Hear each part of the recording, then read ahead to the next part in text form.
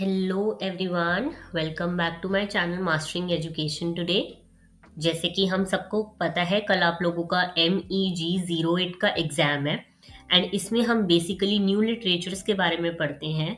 तो अगर आप लोगों का MEG 08 का एग्ज़ाम है तो ये वीडियो आपके लिए परफेक्ट है, बिकॉज हम इसमें एक शॉर्ट रिवीजन करने वाले हैं पूरे सिलेबस का, स्पेशली उन टॉपिक्स का जो एग्ज़ाम के लिए बहुत इंपॉर्टेंट है।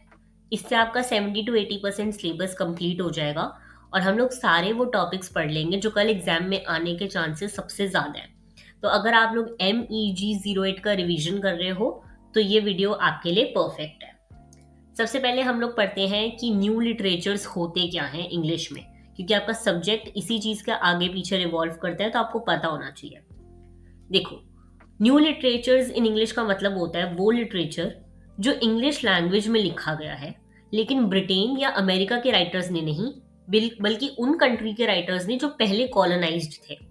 यानी कि basically Africa, Asia, Australia, Canada, ऐसी कंट्रीज जिनकी फर्स्ट लैंग्वेज इंग्लिश नहीं थी, लेकिन उनको ब्रिटिशर्स ने कॉलोनाइज करके उनकी लैंग्वेज को इंग्लिश में चेंज करा। उन लोगों ने अपने पर्सपेक्टिव में लिटरेचर लिखा इंग्लिश में, जो कि उनकी प्राइमरी लैंग्वेज नहीं थी पहले। ये लिटरेचर ज़्यादातर आपको 20th सेंचुरी के बाद दिखा, स्पेशली इंडिपेंडेंस के बाद लिखा गया है।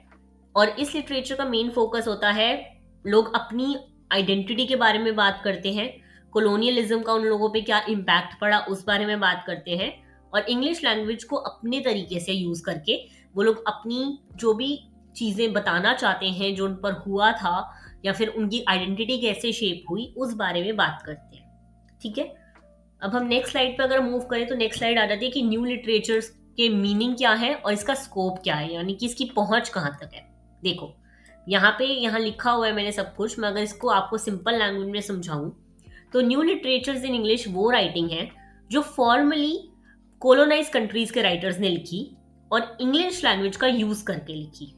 ये लोग अपनी real life problems, culture, history, इस सबको एक्सप्रेस करते हैं इन राइटिंग्स के थ्रू। बेसिक एग्जाम्पल अगर आप इसका देखो तो इसका बेसिक एग्जाम्पल आप इंडिया को ले सकते हो। आजकल इंडिया में लिटरेचर जितना भी लिखा जाता है इंग्लिश में लिखा जाता है, और हम भी एक कॉलोनाइज कंट्री थी और अब हम लोग उन्हीं की लैंग्वेज को यूज करके अपनी प्रॉब्लम्स, कल्चर और हिस्ट्री को जो है प्रेजेंट करते हैं। ओके, अब अगर हम देखें तो इसका जो स्कोप है वो काफी वाइड है। ओके, बिकॉज इसमें काफी कुछ इंक्लूड होता है। इसमें अफ्रीका, एशिया, कैरेबियन, ये सारे राइटर्स अपनी अपनी बात करते हैं, और यहाँ पे कल्चरल आइडेंटिटी की, कॉलोनियल लेगेसी की और इंडिजीनियस ट्रेडिशंस और वेस्टर्न कल्चर के बीच का एक कॉन्फ्लिक्ट दिखाते हैं। यानी कि हमारी सोच और वेस्टर्न कंट्री की सोच को कंपेयर करके चीजें बताते हैं। ओके, बेसिकली अगर आप देखो तो इसमें पोस्ट कॉलोनियल कॉन्टेक्स्ट यूज होता है। ये लिटरेचर हमेशा लिखा गया है कॉलोनियल एक्सपीरियंस के बैकग्राउंड में। जो कॉलोनियल एक्सपीरियंस था, जब हम कॉलोनाइज्ड हो गए थे, हमें ब्रिटिश राज कर रहा था तब के टाइम पे, और उसके बाद के क्या इफेक्ट्स हुए वो सब। इसमें power relations, cultural change, domination, resistance, इस सब का यूज हुआ है। ओके, इसमें English as a medium use हुआ है। इंग्लिश यहाँ सिर्फ लैंग्वेज नहीं है, ये एक कॉलोनाइजर की लैंग्वेज थी, लेकिन राइटर्स ने इसे रेजिस्टेंस के टूल की तरह यूज करा और अपनी बात दुनिया तक पहुंचाने के लिए यूज किया है। यानी कि अगर हम सिंपल लैंग्वेज में समझें तो हम तुम्हारी लैंग्वेज में लिखेंगे लेकिन कहानी अपनी बताएंगे। अब इंडिया में जितना भी लिटरेचर यूज होता है वो हम लोग अपनी चीजें बताते हैं, अपना कल्चर, अपने ऊपर क्या बीती थी वो बताते हैं, लेकिन इंग्लिश लैंग्वेज में। ओके, अगर हम देखें इसका रिलेशनशिप विद कैनन, तो ट्रेडिशनल इंग्लिश लिटरेचर का कैनन मोस्टली ब्रिटिश, यूरोपियन और वाइट राइटर से भरा हुआ था, जबकि न्यू लिटरेचर इन इंग्लिश इस कैनन को चैलेंज करता है, नए एक्सपीरियंस बताता है, नए फॉर्म्स और नए नैरेटिव्स इसमें ऐड करता है। ओके, नेक्स्ट अगर हम बात करें कोलोनियलिज्म और पोस्ट कोलोनियलिज्म की, इस पे क्वेश्चंस भी बहुत आते हैं बिकॉज ये बहुत इंपॉर्टेंट टॉपिक है। तो पहले तो हम पढ़ते हैं कि कोलोनियलिज्म का डेफिनेशन क्या हुआ है। कोलोनियलिज्म का मतलब होता है एक कंट्री का दूसरी कंट्री पर पॉलिटिकल, इकोनॉमिक और कल्चरल कंट्रोल। ओके, इसमें रिसोर्सेज एक्सप्लॉइट किए जाते हैं, लोकल कल्चर को दबाया जाता है और कॉलोनाइजर के रूल्स और वैल्यूज जो है थोपे जाते हैं। यही होता है कोलोनाइज्ड कंट्री का मतलब। जब ब्रिटिश ने हम पे राज करा था इंडिया पे, तो वो लोग हमारी कंट्री पे पॉलिटिकली भी स्ट्रांग थे, इकोनॉमिकली भी स्ट्रांग थे, और उन्होंने हमारे कल्चर को भी कंट्रोल कर रखा था। वो हमें अपना कल्चर, अपना रिलीजन प्रैक्टिस नहीं करने देते थे। उन्होंने हमारी कंट्री के रॉ मटेरियल्स खाली कर दिए थे, हमारे कंट्री से पैसा लूट के ले गए थे। और ये सब जो है किसने करा था? कोलोनाइजर्स ने, जो लोग हमें रूल कर रहे थे। ओके, अगर अब हम पोस्ट कॉलोनियलिज्म का मतलब समझे, तो पोस्ट कॉलोनियलिज्म का मतलब दो चीजें होती हैं। फर्स्ट, इंडिपेंडेंस के बाद का टाइम जो हमारा चल रहा है, 1947 में हम इंडिपेंडेंस मिला, उसके बाद का जो टाइम आया वो पोस्ट कॉलोनियलिज्म कहा जाता है। और इसकी एक क्रिटिकल थ्योरी है जिसमें हम देखते हैं कि कॉलोनियल रूल के बाद भी उसके इफेक्ट्स कैसे अभी तक जिंदा रहते हैं, जैसे कि identity crisis, language problem, cultural conflict, ये सब जो है अभी भी प्रेजेंट है दुनिया में। ओके, कल्चरल इम्पैक्ट अगर हम देखें तो कॉलोनियलिज्म ने लोकल लैंग्वेज को डैमेज किया, ट्रेडिशंस को ब्रेक किया, लेकिन साथ ही हाइब्रिड आइडेंटिटीज भी बनी। मतलब कि अब जो लोग हैं वो लोग थोड़े से लोकल भी हैं और वेस्टर्नाइज भी हैं। आज का अगर हम देखें, आज के टाइम पे जैसे जेन जी है, जो लोग ज्यादातर वेस्टर्नाइज होने की कोशिश कर रहे हैं रादर देन अपनी कल्चरल वैल्यूज छोड़कर। ठीक है, अब इसके कुछ की कंसेप्ट्स हैं रेजिस्टेंस में। एक तो रेजिस्टेंस लिटरेचर के थ्रू हुआ, जब हम लोगों ने कॉलोनियल पावर के खिलाफ बोला, अपनी आइडेंटिटी को असर्ट करा। मिमिक्री करी, यानी कि कॉलोनाइजर जैसे बनने की कोशिश करी हमने, लेकिन पूरी तरह नहीं, थोड़ा इमिटेट करना और थोड़ा उन्हें मॉक करना। ओके, आइडेंटिटी रिक्लेमेशन, अपनी कल्चर, लैंग्वेज, हिस्ट्री को हमने वापस क्लेम करा।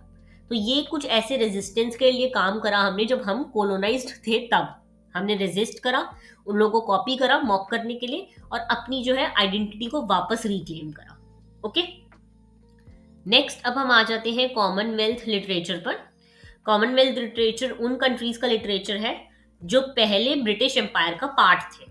ठीक है, ऑब्वियसली जैसे कि यूके है, लंदन है, ये अलग अलग हुए हैं। पहले ये सब एक ही थे, पहले ये सब ब्रिटेन के अंडर था। तो ये उन कंट्रीज का लिटरेचर है जो अब ब्रिटिश एम्पायर से अलग हो गए हैं।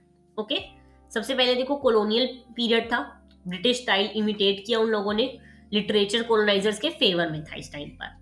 ओके, फिर आया इंडिपेंडेंस एरा, इसमें nationalism, freedom struggle, colonial rule का ऑपरेशन हुआ।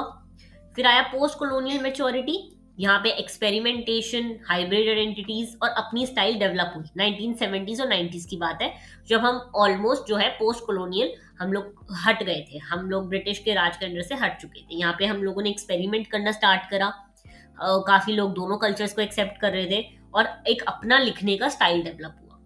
और अब आ गया है contemporary period, that is diaspora writing. Diaspora यानी कि जब एक इंसान अपने ऊपर जो बीती वो लिखता है, लेकिन इंग्लिश लैंग्वेज में। ओके, और हमारी राइटिंग्स को अब ग्लोबल रिकॉग्निशन भी मिल रहा है। अब हम देखते हैं कुछ डिफाइनिंग फीचर्स एंड हमारा ग्लोबल पोजीशन। डिफाइनिंग फीचर्स क्या क्या है इंग्लिश लिटरेचर के? सबसे पहले लिंग्विस्टिक इनोवेशन, यानी कि इंग्लिश को लोकल बनाना। ठीक है, और फिर आता है कल्चरल ऑथेंटिसिटी, यानी कि ओरल ट्रेडिशंस, लोकल लाइफ हमारी। फिर आता है वर्ल्ड लिटरेचर स्टेटस, ये हमारी ग्लोबल पोजीशन, ग्लोबल लेवल पे भी हमें बहुत ज्यादा रिकॉग्निशन मिला है। ओके, नेक्स्ट आ जाते हैं कैरेबियन लिटरेचर पे।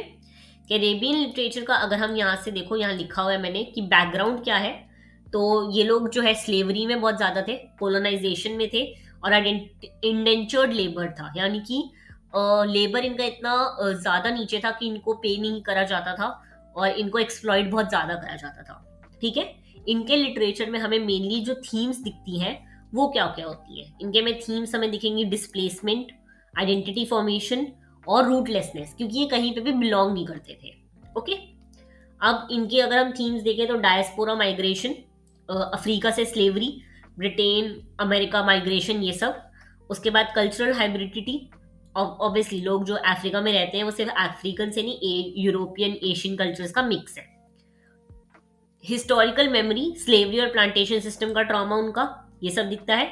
और कुछ मेजर कैरेबियन राइटर्स हैं जो यहाँ पे आपको दे रखे हैं, आपको पता होने चाहिए, डेरेक, वीएस नायपॉल, जमाइका, ये सब आपको पता होने चाहिए। और इन्होंने किस किस चीज पे लिखा है, देखो सारे नोबल लॉरेट हैं, यानी कि इनको नोबल प्राइजेस मिले हुए हैं इनकी राइटिंग पर। तो ये आपको पता होना चाहिए कि इन लोगों ने किस किस पे लिखा है। ये नहीं बोल रही मैं कि इनकी राइटिंग्स पता होनी चाहिए, बस आपको ये पता होनी चाहिए कि इनकी थीम्स क्या थी।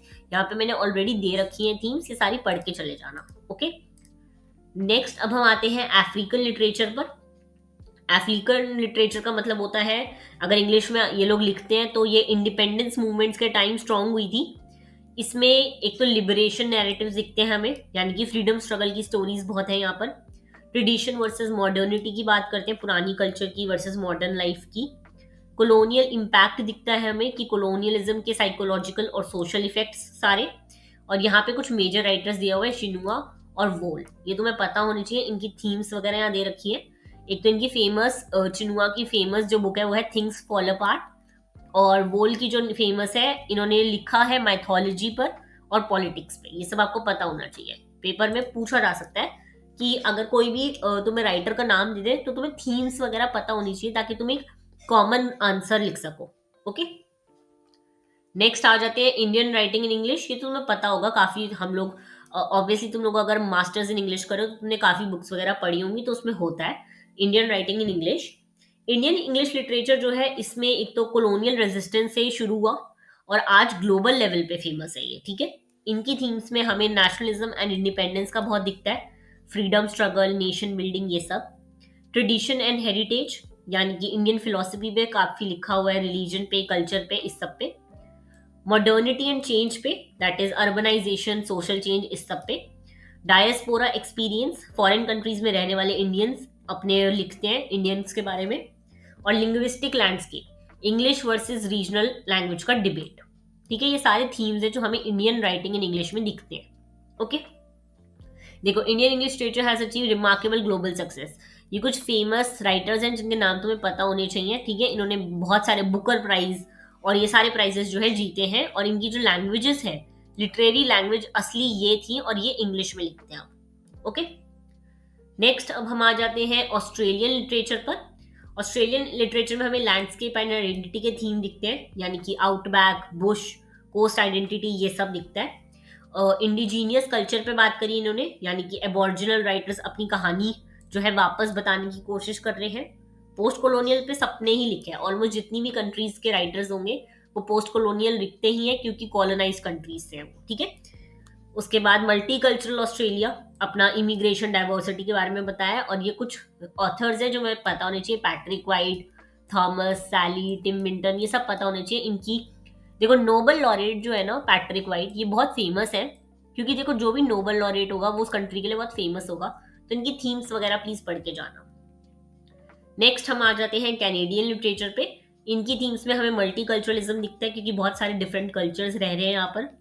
इंडिजीनियस नैरेटिव्स, काफी फर्स्ट नेशंस की वॉइस दिखती है यहाँ पे हमें। Regional and linguistic divisions, French English का डिवाइड, ये सब दिखता है। और ये कुछ राइटर्स हैं जो तुम्हें पता होने चाहिए प्लीज, ठीक है, ये पढ़ के जाना। जैसे कि मिशेल बहुत फेमस है क्योंकि ये बुकर प्राइज जीते हैं। अलाइस मुनरो बिकॉज ये नोबल लॉरेट है। डायस्पोरा लिटरेचर की अगर हम बात करें तो ये माइग्रेशन के बाद का लिटरेचर होता है, लाइक इन बिटवीन आइडेंटिटी, इन्हें पता नहीं होता कि किस जगह से बिलोंग कर रहे हैं।